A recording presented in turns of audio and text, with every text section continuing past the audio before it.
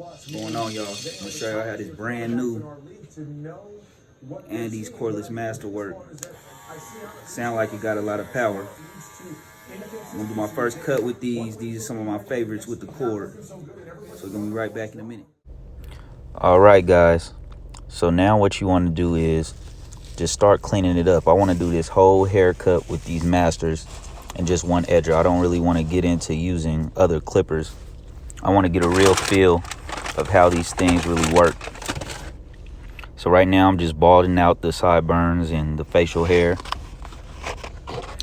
Now I'm just evening up some of those hair on the upper lip. I cut pretty fast, so it's not something that I just like I'm trying to do. I'm just used to doing it. My customer, he's real tired. So now I'm grabbing a number 2 guard. And now I'm just gonna slightly get in there and take that down. You kind of want to rake at it. That's my technique. I like to rake at it so I don't create a high bowl. And this client kind of has real curly, coarse hair, so you perfect this texture of hair where it's real curly like this. I mean, it makes all the other fades easy in my opinion.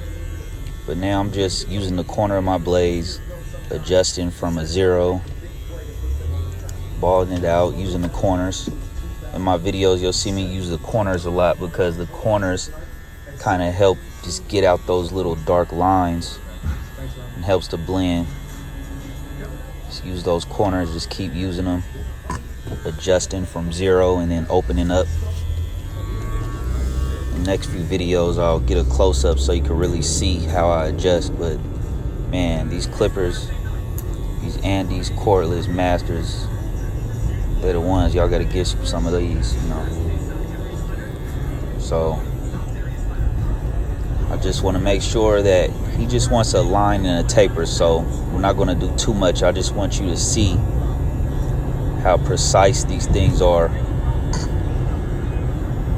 how good they work. Now I'm just kind of just flicking around the loose hairs, just cleaning that up so when I line them up there's no hair hanging over. I'm just taking some of those hairs in the front, because sometimes when you line someone up and they go home and wash their hair, their lineup isn't the same, so you kind of want to bring a little bit down around the edge. And he kind of has a wild line, so it gives you enough to work with. And right here I'm just going to taper out the bottom, bald it all out. And as you can see, you just want to clean all that up. It's in levels. I like to do my tapers in levels. So you got about 2 to 3 levels on each taper. I'm just raking at it. That same technique that I did for the sides. Now I'm going up, balding it out. It's all in the wrist. Wrist action. You gotta have your wrist action. You can't be stiff when you cutting. It's like a flow. You gotta get into it. Can't be scared to get up in there. Same guard, number 2. Putting that on. Same rake action. You know, you can always cut more off, but we can't make it grow back, right? So now I got this opened all the way up. Raking at it slowly. Not flat, rake. You see? Rake. Like an oval shape. Starting with the teeth of the clipper first. Just do. It's all coming together. Get a little bit behind the ear, so that taper just kind of comes all the way around the ear. Nice. When you put that line up on there,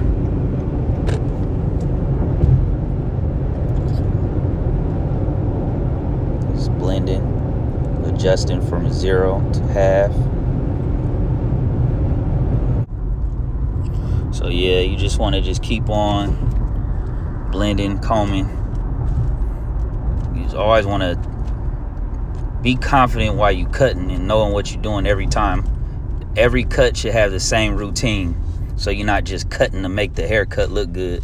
You know, sometimes, I know when I first started cutting years ago, you just start cutting just to try to make it look good, but you want to have steps and routines.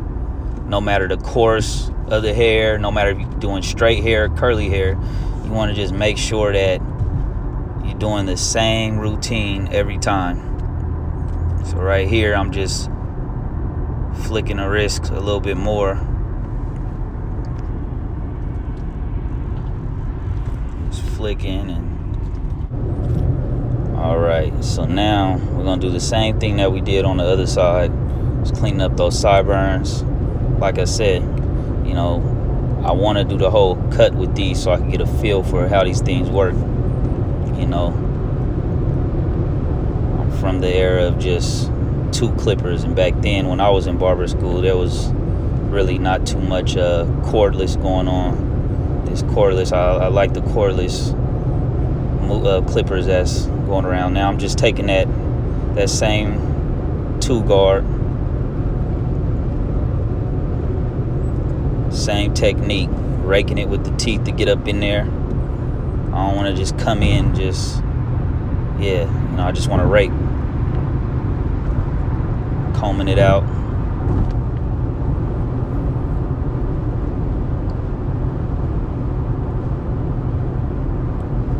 Just raking it out. Same technique. Now I'm going a little bit by the hairline. So when I do the line, it's not just curling up.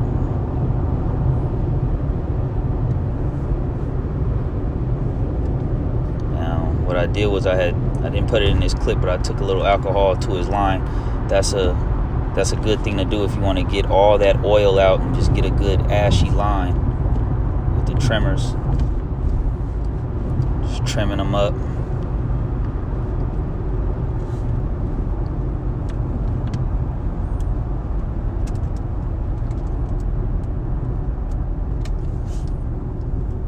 Just trimming them up.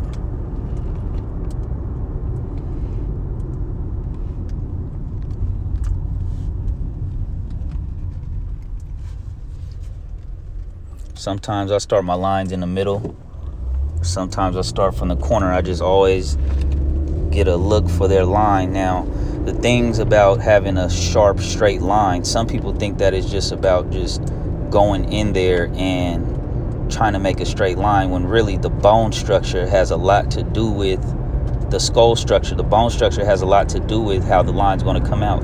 So sometimes in the front part, you might do a straight line, but when it comes to those corners where a person's skull might pop out a little bit more, you might want to take the corners up in a way, so when you're looking at a person from the front, their line is looking straight. I'll do another tutorial on that in the future. Right now I'm just finishing up his front line, showing you guys.